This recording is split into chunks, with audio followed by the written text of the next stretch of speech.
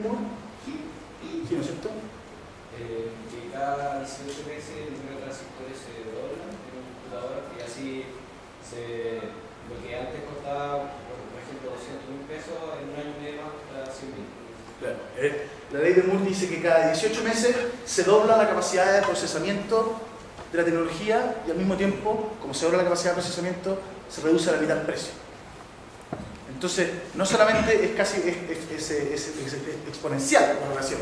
Es decir, cada 18 meses los computadores son el doble poderosos al mismo precio, o lo que es lo mismo, al precio anterior es la mitad más barato y 4 veces más poderoso. Esta ley que ha hecho que, por ejemplo, yo recuerdo cuando mi papá me compró una Atari XL, tiene que sido el año 85, algo así. Ese computador tenía menos capacidad de procesamiento y costaba unas 5 veces este aparatito.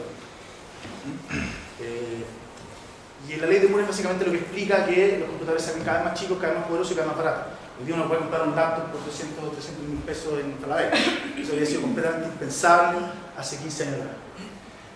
Esta ley tiene implicancias brutales respecto a cómo se están haciendo las cosas, respecto a las oportunidades y un horizonte de posibilidades.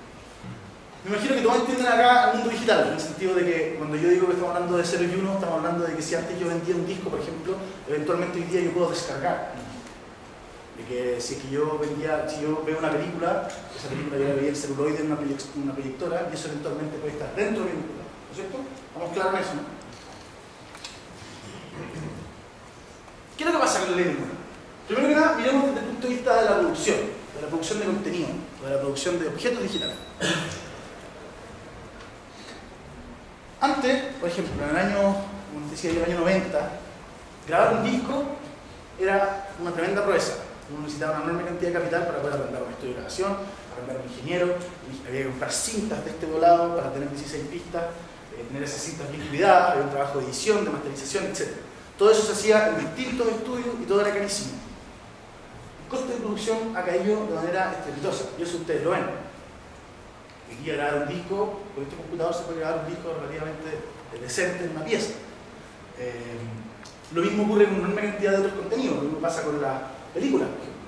Una cámara, los cineastas de la era análoga tenían que comprarse una cámara, tenían que comprar cintas, celuloide, de la cara de revelar, etc. Todo eso hoy día puede ser en 2 patadas, tienen con una cámara normal casera, se pueden hacer películas. Y de hecho, existe toda una moral y una estética de las películas digitales.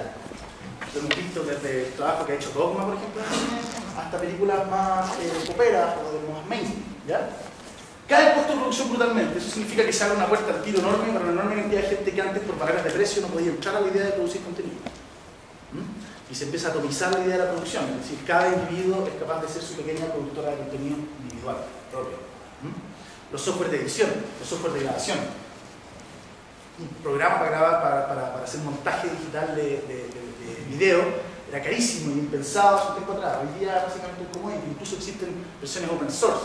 ¿Alguien entiende lo que es open source? El open source, así como para que tengamos una cierta nomenclatura común, es básicamente es largo de explicar, pero es básicamente la idea de que una enorme cantidad de programadores o de colaboradores en distintas partes del mundo trabajan conectados a internet para desarrollar un producto. En el caso del software, eso es escribir código. Cuando ustedes tienen millones y millones de personas en el mundo que empiezan a producir código con una idea punto, para, por ejemplo, hacer un programa de edición de audio, que se llama Audacity, que lo hacen miles y miles de programadores en el mundo que van mejorándolo y van ayudando a construir un software que es básicamente gratuito y que no le pertenece a nadie. Está disponible en la red para ser descargado y para ser utilizado de manera gratuita. Hay un negocio del open source, pero ese ya es otro tema y es otra presentación, es lo que se entiende por Wikinomics. Entonces hoy día existe incluso software gratuito y disponible y que se pueden distribuir gratuitamente, o sea que no es que ustedes lo estén pirateando. Yo sé que todos nosotros bajamos programas gratuitos que no son gratuitos, pero el open source es gratuito, de manera legal, o sea, uno está utilizándolo sin violar ninguna ley. Bajan los costos de producción de manera brutal, es decir, existe, si antes existía X cantidad de contenido disponible desde el punto de vista de la producción de contenido, hoy día esa posibilidad es enorme, son X elevado a 100. ¿Ya? Los costos de distribución. Si tenemos un gran tubo que es Internet, desde el cual podemos conectarnos a la red de interfaz, que es la web, poder descargar, para poder comprar, hacer una enorme cantidad de actividades. Mi costo de distribución desde el punto de vista del retailer es básicamente tener un buen tubo conectado a mi servidor. Es decir, los camiones y que llevar las poleras para allá, que para acá, que los discos, etcétera, fuera. Eso hoy día se acorta muchísimo y se trabaja con un tubo digital que, por la ley de Moore, cada 18 meses dobla su poder y divide por todo su precio. Eso es lo que dice además Anderson en su nuevo libro en Free, que eventualmente si uno piensa en la ley de Moore, uno se va a ir aproximando a cero cada vez más. Ahora nunca va a tocar cero, es imposible que la banda ancha vaya a ser gratuita, porque nadie la va a proveer. Pero básicamente si uno tiene antes, imagínense la benzina, el camión y el sueldo del camionero cada 18 meses, si yo tenía un camión, después aparecen dos. Y además me cuesta la mitad tenerlo. O sea, las economías son brutales. Cae el costo de distribución de manera monstruosa, diría yo. El costo de inventario. Y esto es súper importante entenderlo. Piensen en los discos, ¿ya? Yo voy a tratar de hacer una analogía musical en lo que más pueda. Los discos, piensen en la feria del disco, que no es mi tienda de discos favorita, ustedes lo sabrán probablemente, es una tienda que tiene una muy poca cantidad de inventario. ¿Por qué? Los tipos básicamente están en el negocio de que cada disco que está en góndola, que está en la tienda, tiene un costo asociado. El costo de mantenerlo ahí, el costo del espacio que ocupa. Y sin pensar además en el costo de oportunidad de no tener ese disco, sino que tener otro. Y ahí viene todo lo que es el management de la góndola, etc. Pero ese ya es otro tema. Pero piensen en que cada elemento físico que está en una tienda está gastando plata en algún lugar, en una bodega, y al mismo tiempo plata en la tienda misma. ¿Ya? Eso, el costo de inventario, es principalmente lo que armaba este cuello de botella que les hablaba en el retail, de que hay un punto de saturación. Hay un punto en el que la feria del disco dice: ¿para qué voy a traer más discos de la Javiera Mena si no los venden? Tener 100 discos de la Javiera Mena en bodega que no se venden, para mí es puro costo.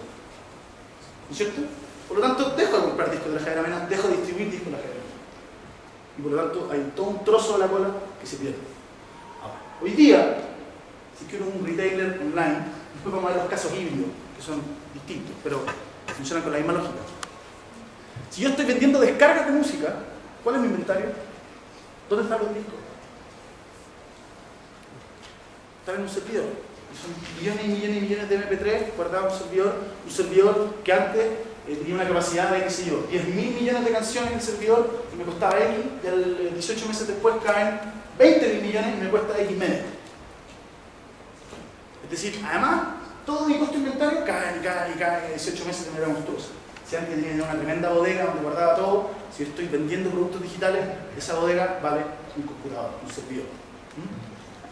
Quiero insistir en una ley de Moore porque a veces nosotros lo damos como por garantizado, pero yo me acuerdo mi primer PC desktop era un PC que tenía 2 GB de disco duro. Yo me acuerdo que sentía que tenía todo el espacio del mundo para hacer lo que quisiera. Nunca había visto la palabra giga. Y hoy día un disco duro de 1 GB, o sea, los pendrive tienen 2 GB. Ganan un bolsillo, ¿no es cierto? O sea, tener 2 GB es como, ¿dónde voy a meter mis cosas? Entonces, quiero que traten como de observar el proceso que ha estado ocurriendo bajo sus pies mientras ustedes han estado creciendo y para los que son más grandes mientras hemos estado envejeciendo.